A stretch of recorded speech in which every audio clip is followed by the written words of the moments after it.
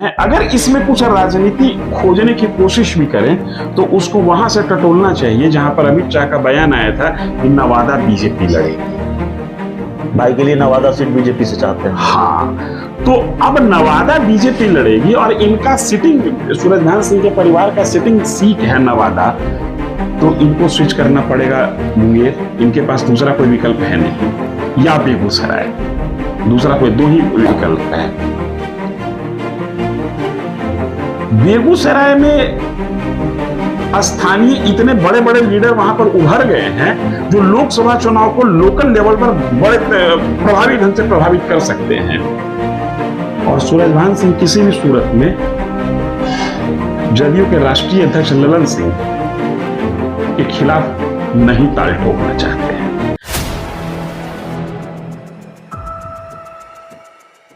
एक दूसरा जो सवाल होगा, देखिए कल से बड़ी चर्चा है, बयान आया राष्ट्रीय लोक जनशक्ति पार्टी के जो बड़े नेता हैं पशुपति पारस की पार्टी के सूरजभान सिंह का कद रसूख सब आप जानते हैं, बिहार की राजनीति में आपसे बेहतर जानता नहीं है कोई। और उन्होंने ये कह दिया कि मैं चिराग के साथ भी नहीं हूं, मैं पशुपति पारस के साथ भी नहीं हूं, दोनों एक नहीं होंगे तो दोनों बुझ जाएंगे, दोनों खत्म हो जाएंगे।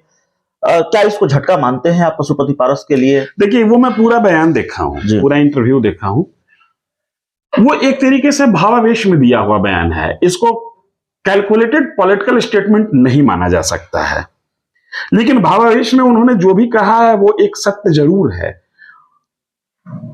यह हर कोई जानता है कि अगर चिराग पासवान और पशुपति पारस एक नहीं हुए और आपस में ही लड़ते रहे, जिस तरीके से आपस में टकराव दिख रहा है, तो ये दोनों खत्म हो जाएंगे। वो एक कहानी थी ना कि बिल्ली का पुआ बंदर गया तराजू पर तौलाने बंदर, एक कट्टा इधर से हमारे, एक आटा इधर से हमारे, पूरे कुल पुए खा गया। तो इनका पुआ कोई दूसरा कोई खा जाएगा। ये भावावेश में बयान दिए हैं, अगर इसमें कुछ राजनीति खोजने की कोशिश भी करें तो उसको वहां से टटोलना चाहिए जहां पर अमित शाह का बयान आया था कि नवादा बीजेपी लड़ेगी।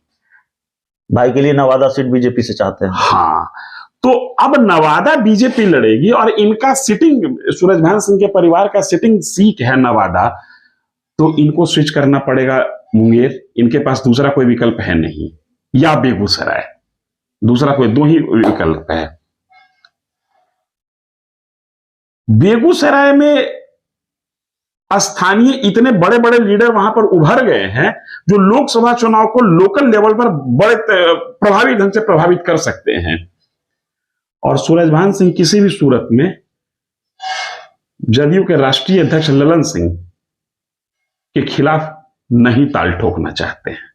तो सूरजभान सिंह के अंदर एक बेचैनी इस बात को लेकर भी है कि अगर इन दोनों भाइयों के बीच में हम फंसे रहे तो हमको नवादा में पिस दिया जाएगा, नवादा हमसे छीन जाएगा, और नवादा छीनने के बाद हमको फोर्स किया जाएगा ललन सिंह के खिलाफ जाने के लिए, जो मैं नहीं जाना चाहता हूं।